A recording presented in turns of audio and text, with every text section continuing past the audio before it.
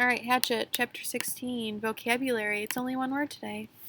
The word is boughs, and boughs are a branch of a tree, especially one of the larger or main branches.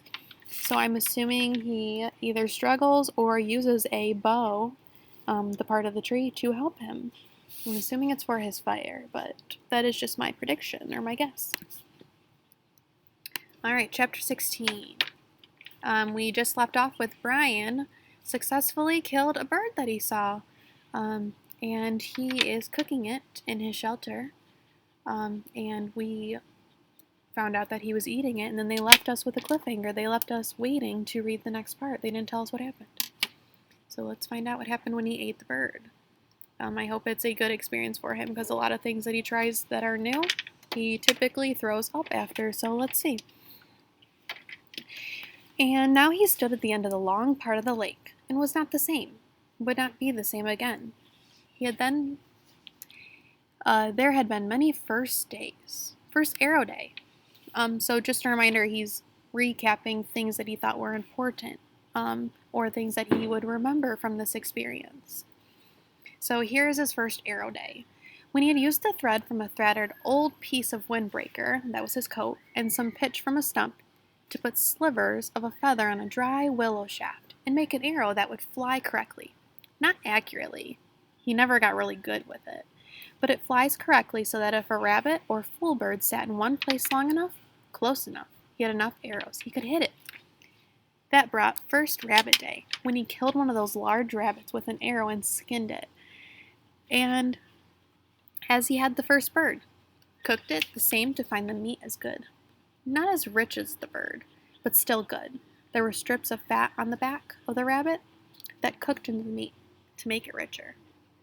Now when he went back and forth between rabbits and fool birds, when he could, filling it with fish in the middle. Always hungry.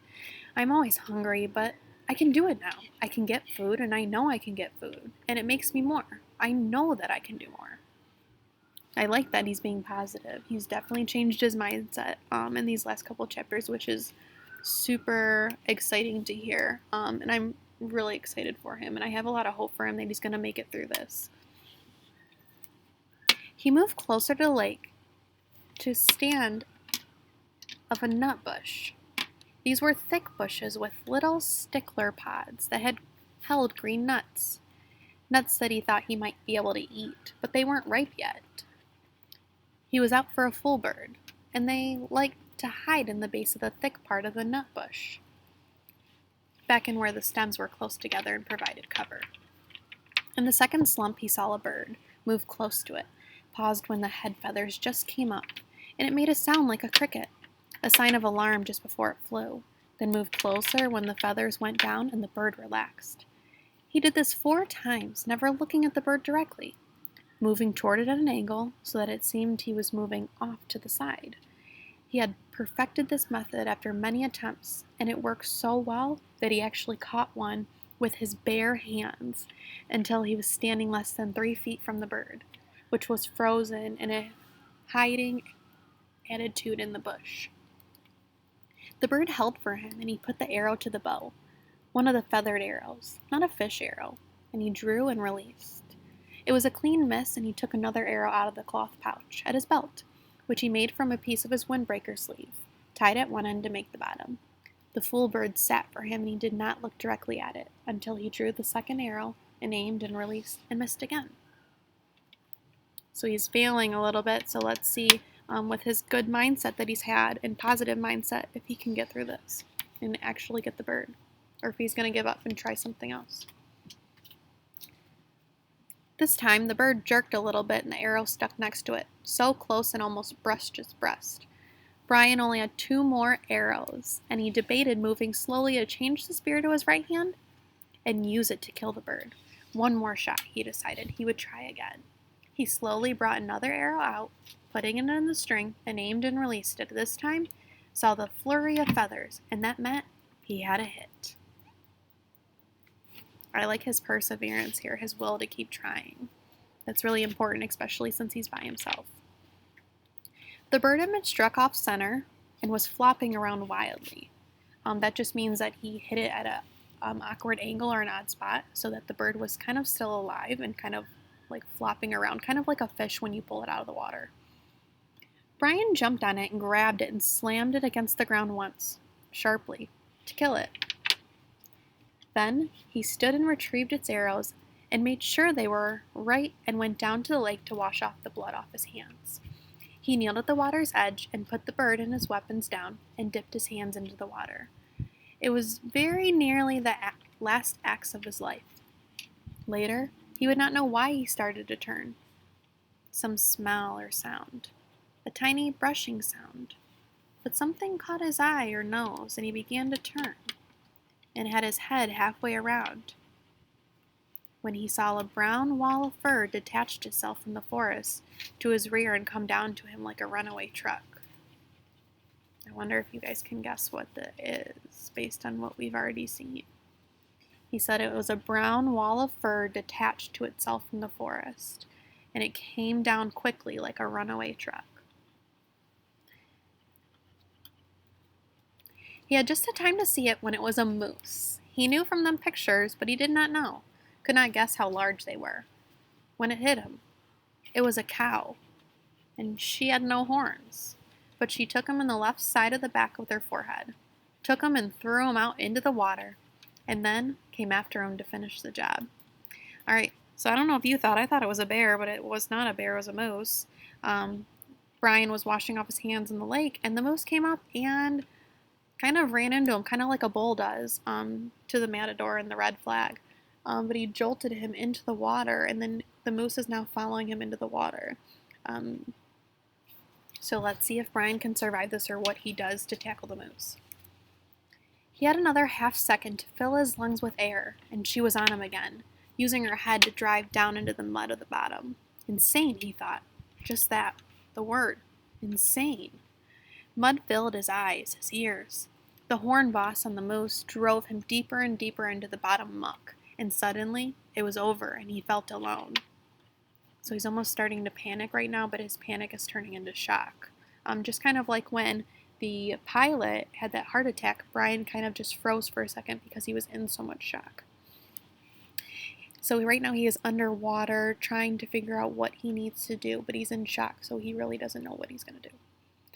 He sputtered to the surface, that means came up to the surface, sucking air and fighting panic.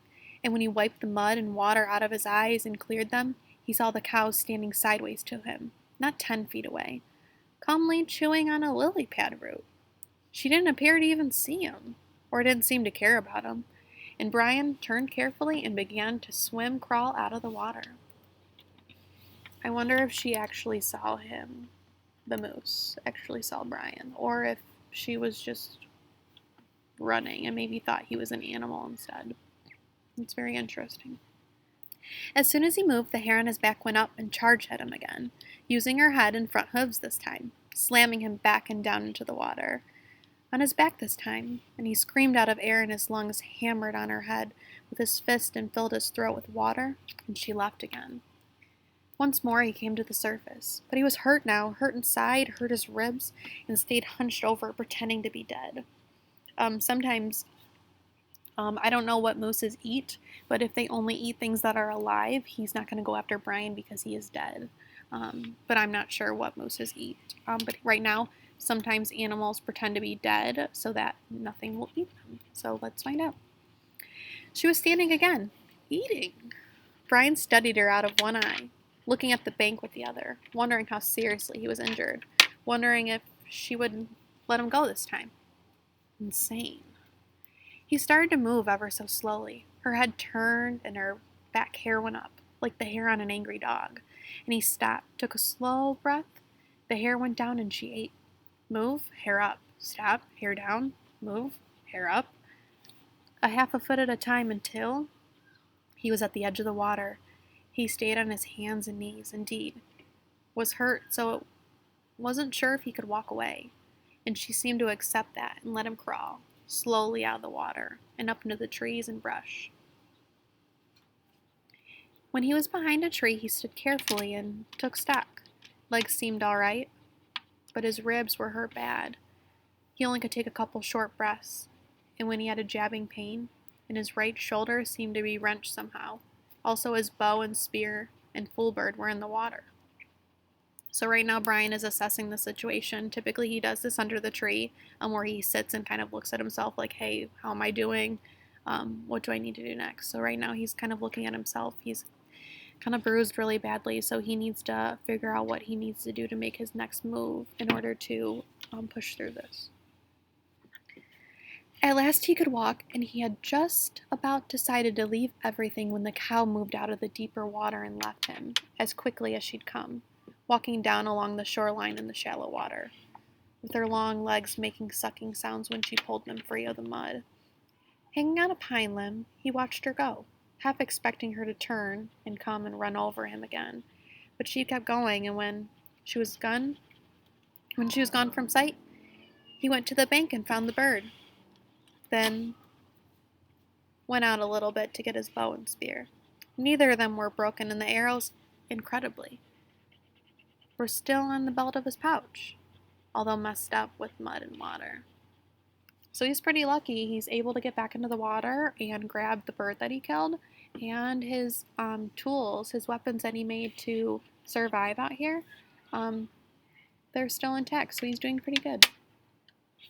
It almost took him an hour to work his way back around the lake. His legs worked well enough, but if he took 2 or 3 fast steps, he would begin to breathe deeply, and the pain from his ribs would stop him, and he would have to lean against the tree until he slowly backed down.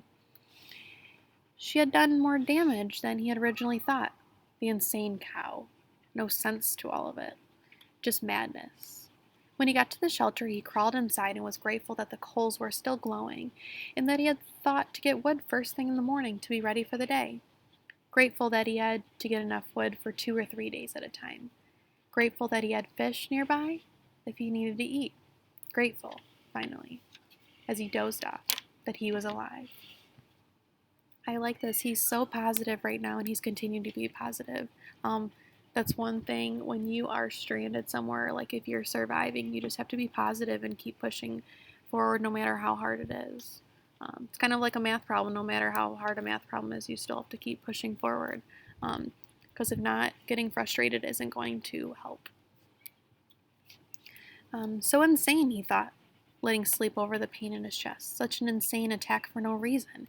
And he fell asleep in his mind, trying to make the moose have reason. The noise awakened him. It was loud. A low, roaring sound came from the wind. His eyes snapped open, not because it was loud, but because it was new. He had felt wind on his shelter, felt the rain that came in with the wind, and had heard thunder many times in the past 47 days. But not this noise. Low, almost alive. Almost from a throat somehow. The sound, the noise was roar. A far-off roar, but coming to him. And when he finally awake, he sat up in the darkness, grimacing with pain from his ribs. That means kind of like aching. So the pain was hurting now. The pain was different now, a tight pain, and it seemed less, but the sound, so strange, he thought, a mystery sound, a spirit sound, a bad sound. He took some small wood and got the fire going again, felt a little comfort and cheer from the flames, but also felt that he should get ready. He didn't know how, but he should get ready. The sound was coming for him, was coming just for him, and he had to get ready. The sound wanted him. I wonder what this sound is. It's something that he's never heard before, and he has kind of some hope right now of that it's going to be something that he needs to be ready for. Really persevering right now. He found the spear and bow, and they were hanging on the pegs of the shelter wall, and brought his weapons to the bed, and he made a pine. More comfort, but like the comfort of the flames, it didn't work with his new threat, that he didn't understand it yet. Restless threat, he thought, and stood out of the shelter away from the flames to study the sky, but it was too dark. The sound meant something to him, something from his memory, something he had read about, something he had seen on television, something. Oh, he thought. Oh no. It was wind of the sound like a train, with the low belly roar of a train. It was a tornado. That was it. The roar of the train meant bad wind, and it was coming for him. God, he thought, on top of the moose. Not this. But it was too late to do anything. In the strange stillness, he looked into the sky, then turned back to his shelter and was leaning over to go through the opening of the door when it hit. Later, he would think of it and find that it was the same as the moose, just instantly. He was taken back by the same mad force that had driven the shelter on his face, slammed down into the pine branches of his bed.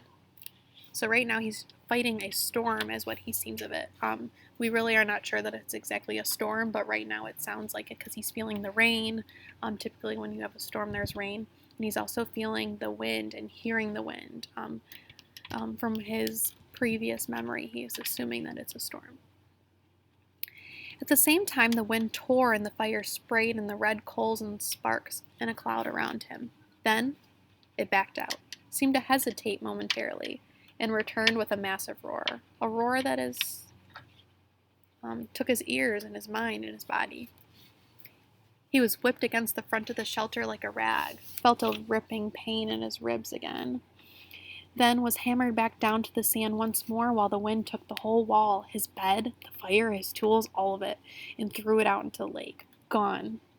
Gone forever. He felt a burning on his neck and reached up to find a red coal there. He brushed those off. Found more in his pants, brushed those away, and the wind hit again. Heavy gusts, tearing gusts. He heard trees snapping in the forest around him like a rock, felt his body slipping out and clawed at the rocks to hold himself down. He couldn't think, just held and knew that he was praying, but didn't know what he was praying for. Knew that he wanted to be, stay and be. And then the wind moved to the lake. It does sound like a tornado. Tornadoes typically move. And this one swirled and moved everything around him. It moved the coals, it moved his bed, it moved the shack that he had made. And then he said the wind moved to the lake, so if it moved away, it either stopped or, like a tornado, it just kept going in its path. So let's see.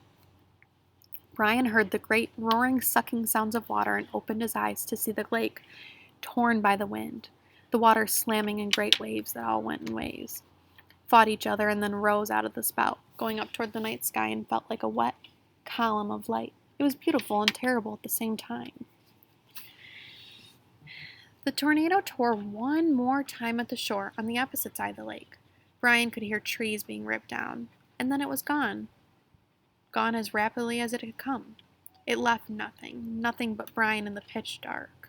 He could find nothing of where the fire had been, not a spark. Nothing of a shelter, tools, or bed. Even the body of the full bird was gone. I am back to nothing, he thought, trying to find things in the dark. Back to where I was when I crashed. Hurt and dark, just the same. As if to emphasize his thoughts, the mosquitoes, with the fire gone and protective smoke no longer saving him, come back in thick nostril-clogging swarms. And that was left by the hatchet at his belt. Still there, but now it began to rain and downpour. He would never find anything dry enough to get a fire going. And at least, he pulled his body back to the overhang, where his bed had been, and wrapped his arms around his ribs. So he went back. The storm came through, and he lost everything, or he says nothing that he has anymore. And he went back to the shelter that he had previously made where the rock had the overhang, and laid under there for the time being. Sleep didn't come with the insects ripping at him. So he lay the rest of the night, slapping mosquitoes and chewing with his hand on his mind of the day. This morning he had been fat. Well, almost fat. And happy, sure of everything, with good weapons and food, the sun in his face, and things looking good for the future. And inside of one day, just one day, he had been run over by a moose and a tornado, and lost everything, and was back to square one, just like that. A flip of some giant coin, and he was the loser. But there was a difference now, he thought. There was really a difference. I might be hit, but I'm not done. When the light comes, I'll start to rebuild. I'll still have the hatchet, and that's all I had in the first place. Come on, he thought, baring his teeth in the darkness. Come on. Is that the best you can do? Is that all you can hit me with? A moose and a tornado? Well, he thought, holding his ribs and smiling, then spitting mosquitoes out of his mouth. Well, that won't get the job done. That was the difference now. He had changed, and he was tough. I'm tough where it counts, tough in the head. In the end, right before the dawn, a kind of cold snap came down. Something else is new, this cold snap. and the mosquitoes settled back into the damp grass and under the leaves, and he could sleep, or doze. And the last thought he had in the morning as he closed his eyes was, I hope the tornado hit the moose. Oh, jeez. He awakened, the sun was cooking in his mouth and dried his tongue to leather. He had fallen into a deep sleep with his mouth open at dawn, and it tasted as if he'd been sucking on his foot all night. Oh, that's disgusting. He rolled out and almost bellowed with pain from his ribs. They had tightened in the night and seemed to pull at his chest when he moved. He slowed his movements and stood slowly, without stretching, and went back to the lake for a drink. At the shore, he kneeled, carefully with gentle greatness, and drank and rinsed his mouth. To his right, he saw that the fish pond was still there, although the willow gate was gone and there were no fish. They'll come back, he thought. As soon as I can make a spear or a bow, I'll get 1 or 2 for bait and they'll come back. So right now he's assessing or looking over the situation to see, okay, these are things that I made. We talked about his weapons, the shelter.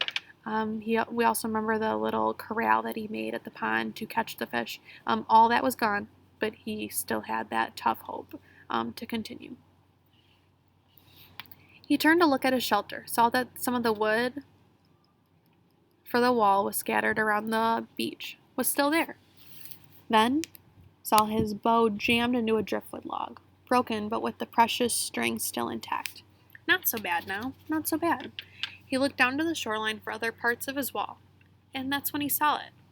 Out in the lake, in the short part of the L, something curved and yellow was sticking 6 or 8 inches out of the water. It was bright in color, not an earth or natural color. And, for a second, he could not place it. Then, he knew it for what it was. So right now he's going back to the lake and he sees something curved and yellow sticking out 8 or 7 inches out of the water. So not too big, but he sees something colorful in the water. I wonder what it is and if it's going to help him, but we won't know until we read the next chapter.